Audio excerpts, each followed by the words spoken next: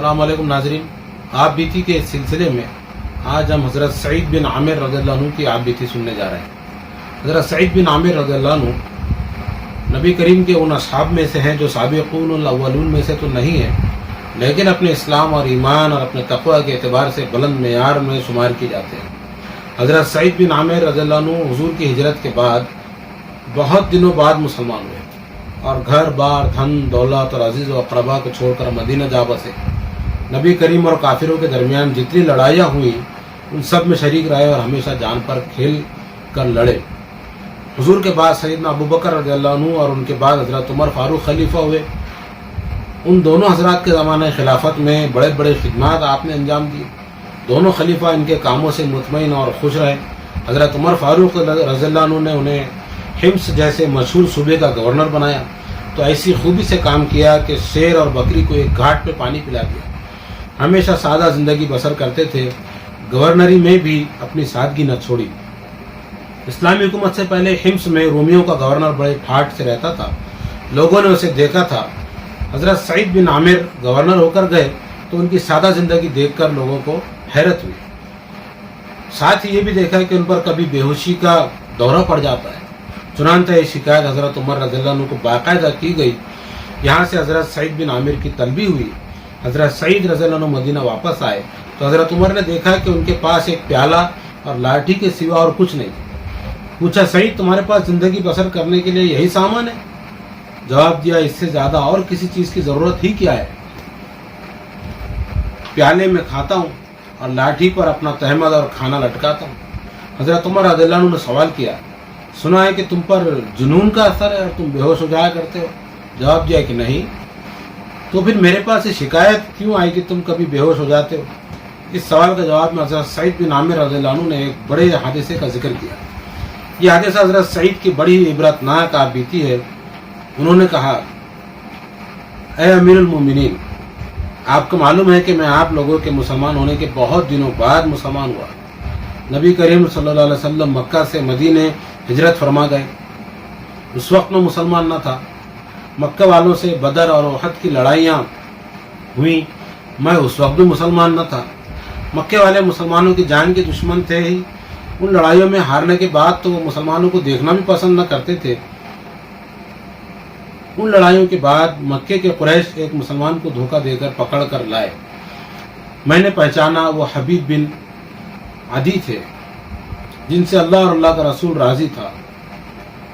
ये खबीब बिन अदी सही नाम है। जिस वक्त खबीब बिन अदी को पकड़कर मक्के में लाए, मैंने पहचाना वो खुबैब बिन अदी थे, जिनसे अल्लाह और उसका रसूल राजी था। जिस वक्त खुबैब बिन अदी को पकड़कर मक्के में लाया गया, उस वक्त भी मैं मुसलमान न था।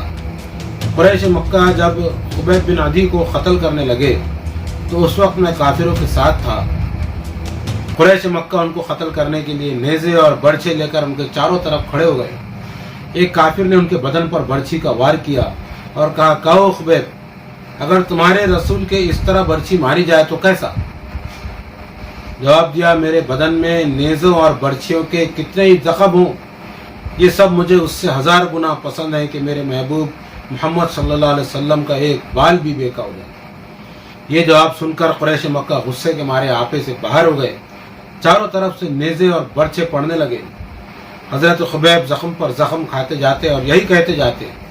जब वो ज़मीन पर गिरे तो उन्होंने कुरैश मक्का को बद्दुआ दी, ऐ मुसलमानों के अमीर, मैंने खुबैब तेज़ा यानी नेज़ा नहीं मारा था, लेकिन मैं ये सब देख रहा था। जब खुबैब ने कुरैश को बद्दुआ दी तो मैं कांप गया, क्योंकि मैं भी कुरैशी हूँ। उस बद्दुआ का खौफ मेरे दिल में अब भी इतना है कि जब याद आती है तो डर के मारे बेहोश होने लगता हूँ। मैं कोशिश करने पर भी अपने आप को संभाल नहीं पाता। हज़रत उमर ने यह सुना तो उन्हें इत्मीनान हो गया और फरमाया कि अपनी जगह पर वापस जाओ। मगर हज़रत सईद ने इनकार किया।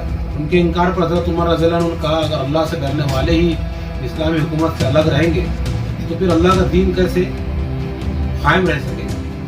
हज़रत सईद रज़ियल्लाहु अन्हु इस बात का जवाब न दे सके और हिम्स की गवर्नरी पर वापस चले गए। हज़रत उमर रज़ियल्लाहु अन्हु को उनका काम बहुत पसंद था। वो इस्लामी हुकूमत के नमूने के सूबे हिम्स का इंतज़ाम देखने हिम्स तशरीफ़ ले गए। वहाँ पहुँचकर हुक्म दिया कि यहाँ के गरीब और मिस्किनों की फहरिस्त तैयार की जाए। क्लर्कों ने फहरिस्त तैयार करके देखी तो देखा कि सबसे पहला नाम خود سعید بن عامر قریشی کا پوچھا کہ سعید قریشی کون ہے؟ بتایا گیا کہ یہ ہمارے اور آپ کے گورنر سعید بن عامر قریشی ہیں. حضرت عمر رضی اللہ عنہ کو بتایا گیا تو امیر المومنین نے حیران ہو کر کہا تمہارا گورنر اور مسکین وہ اپنی تنخواہ کیا کرتے ہیں؟ جواب ملا کہ وہ تو اسے چھوتے بھی نہیں, اسی وقت غریبوں میں تقسیم کر دیتے ہیں. حضرت عمر رضی اللہ عنہ یہ سن کر رو پڑے. اسی وقت 1000 دینار بھیجے کہ یہ رقم اپنی ضرورتوں پر خرچ کرے. حضرت سعید رضی اللہ عنہ اس وقت گھر میں تھے. تھیلی پہنچی تو گھبرا گئے. بیوی نے مزاج پوچھا, وہ پہچانتی تھی مزاج. گھبرایا دیکھ کر حال پوچھا تو کہا بڑا غضب ہو گیا. بیوی کا اندیشہ پیدا ہوا کہ کہیں خدا نہ خواستہ امیر المومنین پر کوئی مصیبت تو نہیں آ گئی. وہ امیر المومنین کی کیفیت پوچھنے لگی. جواب دیا کہ وہ تو خیریت سے ہیں لیکن بہت بڑی مصیبت کا سامنا ہے. بیوی نے پوچھا کہ قیامت آ گئی ہے؟ جواب ملا اس سے بھی بڑی مصیبت ہے. بیچاری بیوی بے حد پریشان ہوئی کہ آخر معاملہ کیا ہے. انہوں نے اصرار کر کے پوچھا تو تھیلی کی طرف اشارہ کر کے فرمایا کہ دنیا اپنے پورے مایا جال کے ساتھ ہمارے پاس آئی ہے. اللہ تعالیٰ نے اس وقت کی مسلمان عورتوں کو بھی دنیا سے اتنا بے نیاز کر رکھا تھا کہ وہ صحابہ کی پوری تقلید کرتی تھی. انہوں نے کہا تو اس سے بچنے کی فکر کرو. حضرت سعید نے پوچھا کیا فکر کرو؟ انہوں نے کہا کل مجاہدین جہاد پر جانے والے ہیں, ان میں تقسیم کر دو. مرحبا جزاک اللہ, تم بہت اچھی بیوی ہو, تم ہی یہ کام کر دو. اور سعید بن عامر رضی اللہ عنہ نے تھیلی اسلامی لشکر کے پاس بھیج دی اور نماز کے لیے کھڑے ہوئے. حضرت عمر رضی اللہ عنہ نے حمص کا انتظام دیکھا, بہت خوش ہوئے. پوچھا تم نے کون سا طریقہ اختیار کیا جس سے حمص کے لوگ تم سے مطمئن ہیں؟ جواب دیا میں رات دن ان کی دیکھ بھال کرتا ہوں اور آڑے وقت میں ان کا ساتھ دیتا ہوں. حضرت عمر رضی اللہ عنہ خوش ہو کر 10,000 کی تھیلی دینے لگے تو حضرت سعید بولے میرے لیے میری اپنی آمدنی کافی ہے, میں چاہتا ہوں کہ مسلمانوں کا کام محض اللہ کے واسطے کر دوں.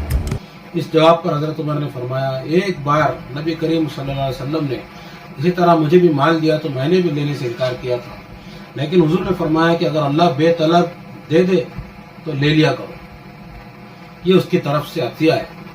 حدیث سنی تو حضرت سعید رضی اللہ عنہ نے رقم لے لی. اٹھ کر چلے تو راستے میں ساری رقم خیرات کر دی اور پھر گھر میں جب پہنچے تو خالی ہاتھ تھے. حضرت سعید بن عامر رضی اللہ عنہ کی یہ آپ بھی تھی جس کے ساتھ ان کے تقویٰ کے 2 نمونے بطور مشت نمونہ اس خروارے بیان کیے گئے. اسے پڑھ کر یہ خیال ہو سکتا ہے کہ یہ بڑھاپے کی باتیں ہوں گی, لہٰذا ہم یہ بتا دینا چاہتے ہیں کہ انہوں نے جوانی میں وفات پائی. وفات کے وقت عمر مبارک 40 سال کی تھی. وفات کے وقت عمر مبارک 40 سال کی تھی.